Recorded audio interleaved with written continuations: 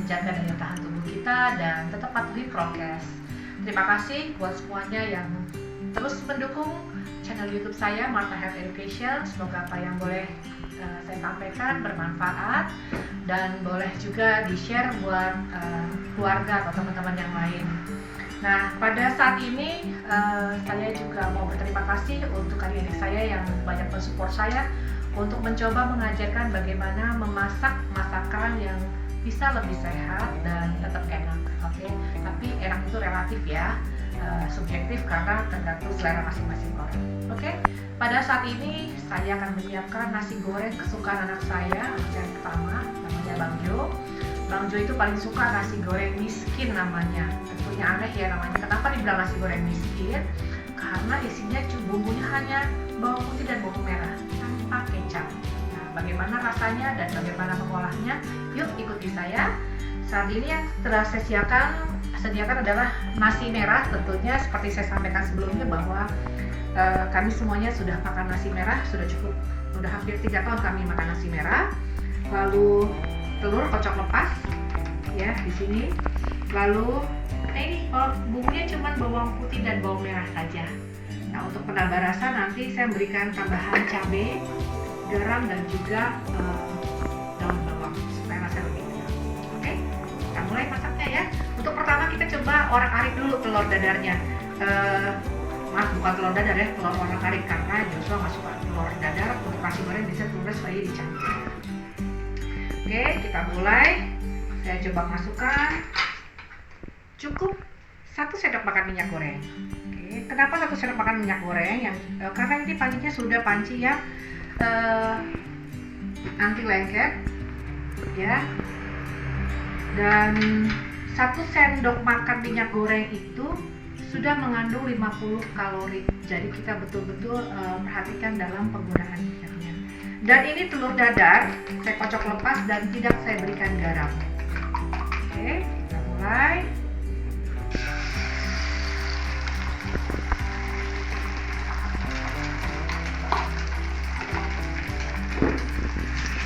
Jadi kita orak-arik semua telurnya supaya ada tambahan rasanya. Tadi saya sampaikan bahwa kita boleh pakai yang namanya saya di sini pakai daun bawang buat menambah aroma dan supaya ada unsur seratnya di dalam. Oke, kita masukkan daun bawangnya kurang lebih secukupnya aja. Nanti di nasi goreng juga bisa kita tambahkan. Oke, sudah cukup harum ya. Oke, nah ini setelah matang seperti ini telurnya. Ingat ya, untuk telur itu tidak boleh sampai coklat karena itu tandanya proteinnya sudah rusak. Oke, kita pindahkan ke piring. Nah, ini dia untuk telur dadar.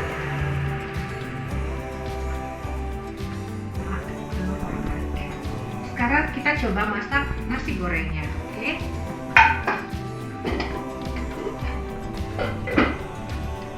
Nasi gorengnya cukup banyak, kita coba cari wadah yang lebih besar. Yang tadi terlalu kecil. Oke. Nah, ini juga sama, untuk nasi goreng itu kita nggak perlu minyak yang banyak, cukup 1 sendok makan. Oke.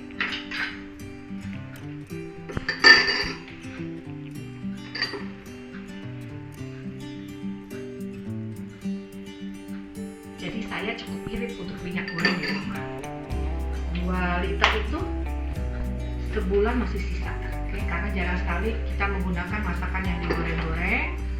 Tapi bukan berarti kami tidak masak masakan yang digoreng ya. Tetap ada masakan yang digoreng, cuma memang saya mencoba memvariasikan, kalau hari ini digoreng, besoknya tidak digoreng gitu. Oke. Nah, ini minyaknya sudah kita panaskan. Dan bawang merah, bawang putihnya itu cukup diiris-iris seperti ini ya.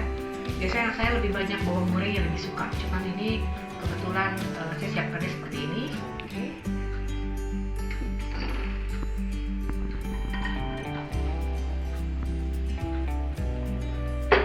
Nah, ini bawang gorengnya kita tumis sampai dengan dia harum baunya ya. Nah, manfaat dari bawang putih ini saya paling boros menggunakan bawang putih. Dan rata-rata saya seringnya masakan itu cukup ditumis aja.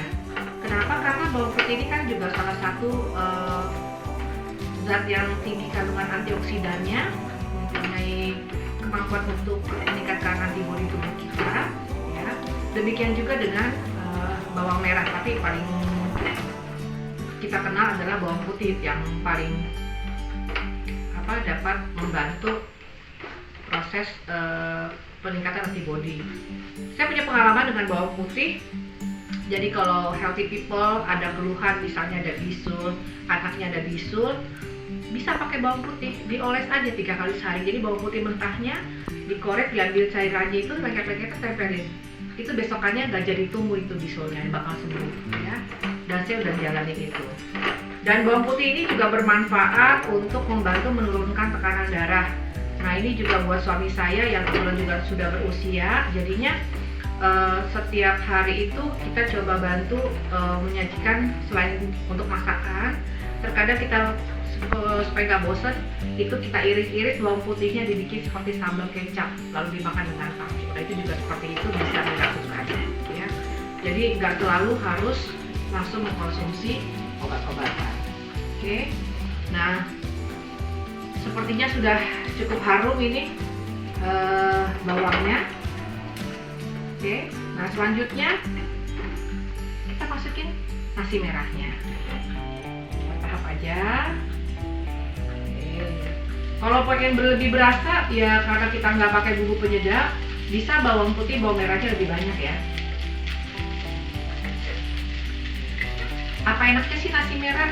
Memang untuk tahap awal dulu waktu saya uji coba memberikan keluarga saya nasi merah ini, saya lakukan secara bertahap ya. Jadi awalnya nasi merahnya itu nasi putihnya 2:1. Nah, setelah berjalan 2 minggu coba 1:1, selanjutnya merahnya 2:1, dan sekarang semuanya full nasi merah. Nasi merah ini mempunyai, kenapa saya pilih nasi merah? Karena satu, kandungan seratnya cukup tinggi. Kadangkala memang anak-anak saya ini, karena terutama Angel ya, picky eater, jadi dia untuk sayur-sayuran tuh dia pilih-pilih. Jadi saya berpikir supaya ada sumbangan seratnya, saya berikan nasi merah. Yang kedua adalah suami saya, anak saya juga obesitas, sehingga dengan makan sedikit nasi merah sudah cukup mengenyangkan, ditambah dengan sayur-sayuran.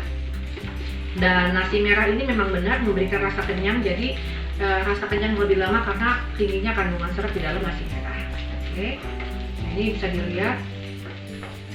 Memang untuk tahap awal tuh rasanya nggak enak ya, tapi makin kesini yaitu kata serat yang tinggi, dan nasi merah itu tidak enak dimakan dingin. Karena kenapa? Jadi perak rasanya. Jadi memang nasi merah itu sebaiknya dimakan hangat-hangat. Tapi kalau udah biasa sih ya, mau dingin mau panas juga tetap aja enak. Oke. Nah, ini kita biarkan dulu sampai dengan nasi tersebut harum ya. Nasi goreng miskin. Oke. Nah, setelah ini nasi gorengnya kita rasa sudah berasa tercampur dengan seluruh bawangnya dan sudah cukup beraroma. Kita bisa masukkan telur orak-ariknya. Nah, telur orak-arik ini sebetulnya boleh langsung dicampur atau mau dimakan terpisah juga nggak apa-apa. Tapi biasanya anak saya, Abang Joy itu sukanya langsung dicampur. Ya, sekarang kita coba campur. Oke.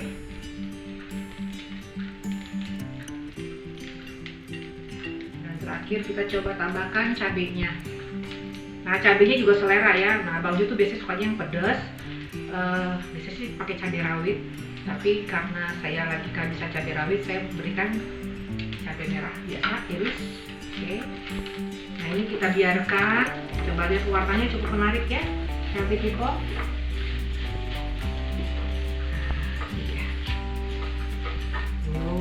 Harumnya luar biasa.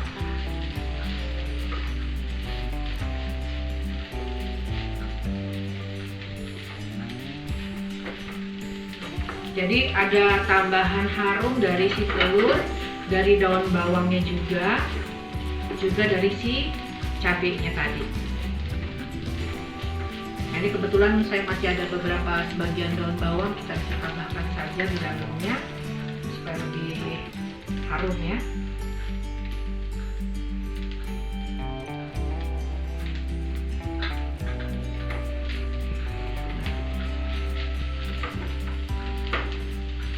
Mungkin healthy people kalau memperhatikan saya memasak itu hampir boleh dibilang pada saat saya lagi masak itu di atas kompor saya jarang memberikan garam. Ya, jadi saya berikan garam itu setelah makanannya matang dan tercampur rata. Lalu saya matikan kompornya, baru saya tambahkan garam. Tujuannya apa? Supaya kita tidak berlebihan dalam memberikan garam, karena biasanya ketika kita masukkan garam pada saat kondisi masakan lagi panas, lalu kita cicip, itu rasanya pasti keseringannya kurang berasa garam. Begitu makanannya dingin, ternyata jadi asin. Nah, itu juga menyebabkan akhirnya asupan garam kita jadi lebih banyak lagi.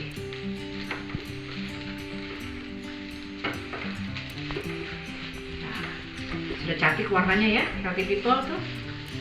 Ada kuning, ada merah.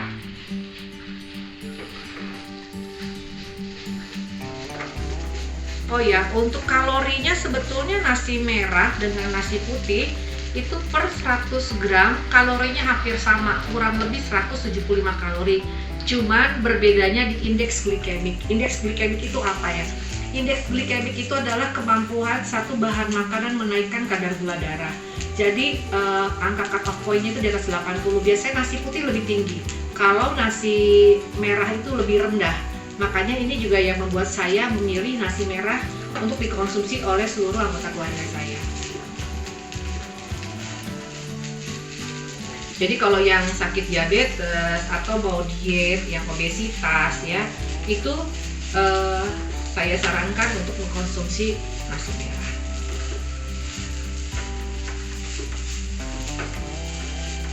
Pemasakan nasi merah juga hampir sama kok dengan nasi biasa. Artinya mau pakai rice cooker bisa ya, mau diharonin atau dikukus juga bisa, tergantung seleranya saja. Cuma memang kalau dalam kondisi dingin ya jadi lebih berat gitu.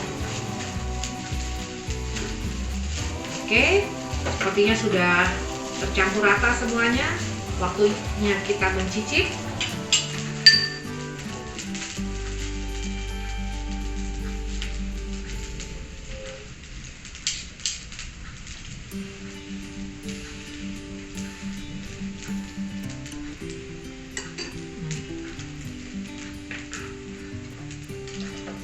Sudah tercampur rata, bumbunya sudah berasa, tinggal kita tambahkan garam. Tapi kita pastikan dulu kompornya sudah kita matikan ya.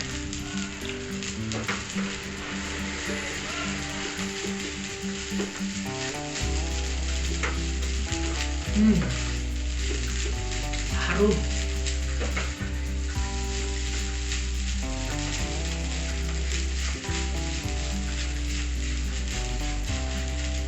Kita matikan. Setelah kita matikan baru kita tambahkan garam.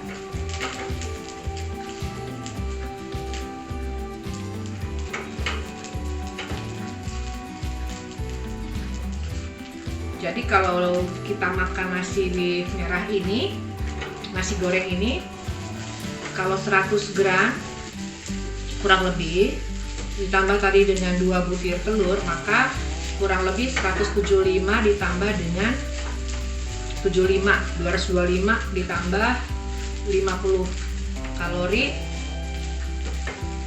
jadinya 275 kalori ya kalau kita makan 100 gram. Tapi ya itu tadi, seratnya sudah cukup banyak di dalam sini. Oke, saatnya kita plating.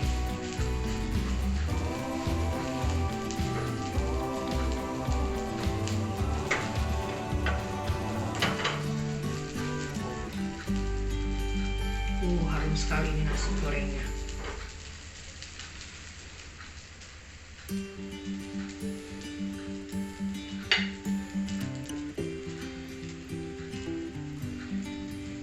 Nah ini kalau segini kurang lebih 150 gram ya. Nih 150 gram. 150 gram itu kurang lebih, kalau 100 gram itu kurang lebih 3 sampai dengan 4 sendok makan. Jadi kurang lebih 5 sampai dengan 6 sendok makan. Oke. Coba tambahkan telurnya. Boleh dilihat ya, telurnya di sini tidak sampai kecoklatan.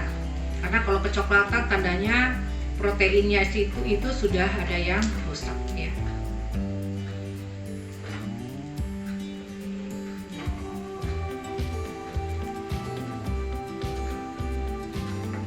Oke, ini dia nasi goreng miskin untuk Abang Jo. Oke, demikian healthy people untuk resep nasi goreng miskin yang saya coba share untuk healthy people sekalian. Mungkin bisa menginspirasi untuk salah satu menu di rumah ya, dan mulailah mencoba dengan nasi merah karena nasi merah memang banyak kelebihannya dibandingkan dengan nasi putih.